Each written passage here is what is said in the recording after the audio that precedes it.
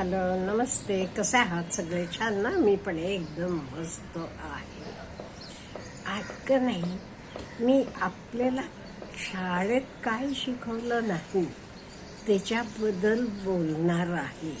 The lessons which are not taught in any school. आपल्याला शाळेत काय काय होतं बघा. अभ्यासाला आपण गणिताचा अभ्यास केला, इंग्रजीचा केला, हिंदी केला, भूगोल केला, हिस्ट्री केला, हे सगळेच अभ्यास आपण केला. पण आपल्याला पैसा आपल्यासाठी कसं पैसेला कामाला लावायचं हे आपल्याला कोणी काही सांगितलं नाही. मेन आपलं फरक काय आहे श्रीमंत आणि गरिबांचं? हे फरक आहे माइंडसेटचं. तुम्ही बघा हवं ते बोलायची, राहण्याची, वागायची, विचार करायचे पद्धतीत काही फरक आहे का? एका गरीब कसा विचार करतो आणि श्रीमंत कसा विचार करतो, हे माइंडसेट बघा. हे माइंडसेट मध्ये फरक आहे. श्रीमंत काय करतो लगेच? तो पैसेला कसं कामाला लावायचं हा विचार करतो आणि नंतर तो आरामशीर असला तरी तो पैसा त्याच्यासाठी काम करत असतो, त्याच्यासाठी पैसे मिळवत असतो. तच गरीब माणूस काय करतो? आलेले पैसे लगेच खर्च करतो, काहीतरी घेतो, एन्जॉय करतो, झालं, संपलं. त्यामुळे मी आज आपल्याला असे काही टिप्स देणार आहे, नियरली 10 टिप्स देणार आहे. आपण कसं पैसेला आपल्यासाठी काम करायला लावायचं. आता साधी गोष्ट तुम्ही बघितला असाल. आपण एका प्लॉट घेतलेला असतो. तो प्लॉट आपण कितीला घेतलेला असतो? असेल 25 लाखाला, 4-5 वर्षापूर्वी. आज आपण तो प्लॉट 2 कोटींना विकतोय. तुम्ही म्हणाल नाही जागेचे भाव वाढले. नाही, ते 25 लाख रुपये तुमच्यासाठी काम करत होते आणि ते 25 लाख रुपये तुम्हाला आज 2 कोटी रुपये मिळवून दिले. हे बघा, आपल्याला असं सांगितलं होतं लहानपणी, पैसेसाठी काम करा, पैसेसाठी काम करा. अहो, पैसेसाठी नाही, पैसा कसं कामाला लावायचं हे आपण जाणून घ्यायला पाहिजे. माझे ओळखीचे एक होते बरं का. ते रोज 500 रुपयेचं किसान विकास पत्र विकत घ्यायचं. फार काही श्रीमंत नव्हते ते. त्यांचं एक दुकान होतं. आता दुकानात नाही म्हटलं तरी दिवसाला 1000-2000 रुपये मिळत असतील की.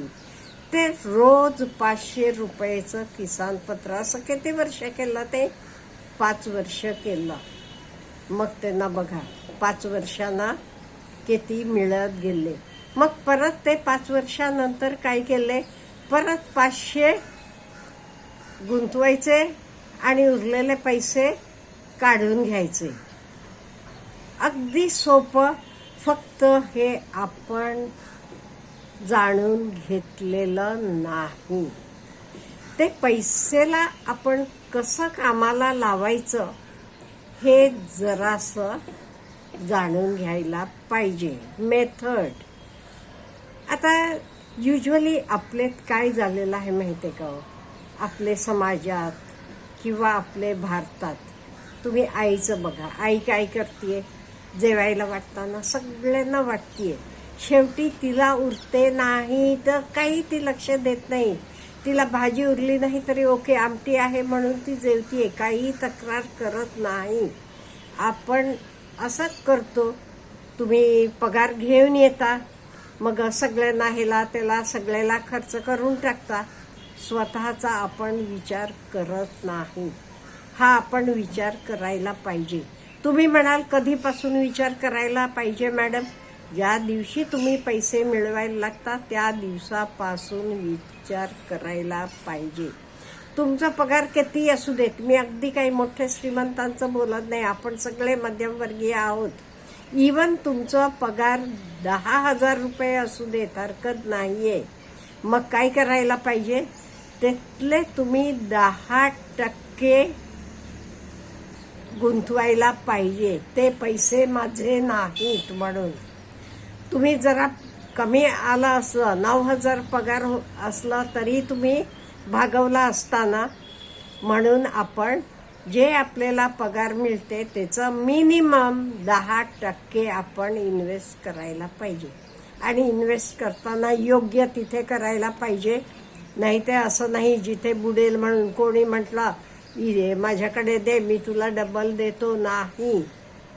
बँक म्हणा, पोस्ट ऑफिस म्हणा किंवा कुठले म्युच्युअल फंड, योग्य तिथे गुंतवायला पाहिजे।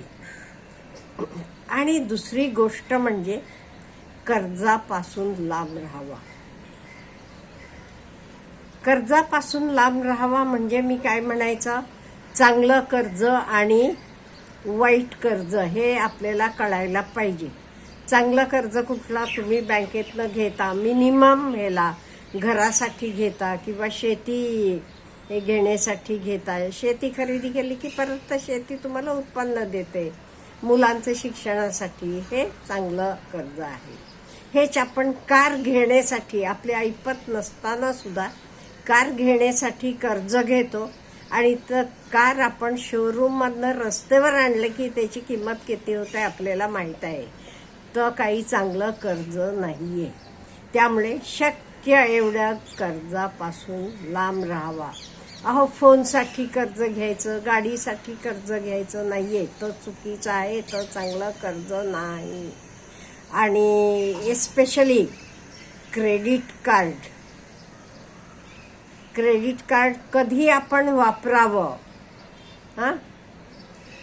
जरा जाणून घेऊन वापरा। मी पूर्वी पण सांगितलंय आपल्याला, त्यामुळे जिथे तर फायदेशीर आहे तिथे वापरा तुम्ही, नाही ते क्रेडिट कार्ड आहे म्हणून वापरू नका।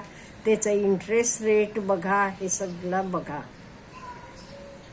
आणि ह्याच्याशिवाय आपण काय करायला पाहिजे माहिती का, एमर्जन्सी फंड म्हणून ठेवायला पाहिजे। काही घडलं, आता कोविडच्या वेळेला कळलं कितीतरी लोकांना पगार नव्हते, काही नव्हतं, सगळं ठप्प झालं होतं। त्यामुळे अशा वेळी आपल्याला काहीतर पाहिजे, म्हणून ॲटलिस्ट 6 महिन्याचा आपला पगार तरी बाजूला राहायला पाहिजे, एवढी रक्कम आपण एमर्जन्सी फंड म्हणून ठेवायला पाहिजे। ती एकदम ठेवता येणार नाही, दर महिन्याला थोडे थोडे पैसे बाजूला ठेवत जावा, म्हणजे वेळेला आपल्याला ते पैसा याचा उपयोग होतो। आणि एक महत्त्वाचं म्हणजे प्रत्येकानं व्यसनांपासून लांब राहायला पाहिजे। व्यसन म्हणजे फक्त मी दारू सिगरेटीचं म्हणत नाही, काही लोकांना गॅम्बलिंगचं व्यसन असते, लॉटरी तिकीटं घ्यायचं व्यसन असते। अहो, माझं मत, माझं personal, I don't know whether you agree with me or not, मी आत्तापर्यंत एकही लॉटरी तिकीट घेतलं नाही। का? लॉटरी लागायची ते माझे कामातच मला लॉटरी लागेल ना, मला लॉटरीचं तिकीट घ्यायची गरज नाही।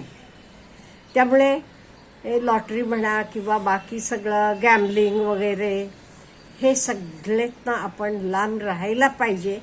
आणि का नाही, कुठेही का नाही, पैसे मिळवायला शॉर्टकट कुठेही नसतो।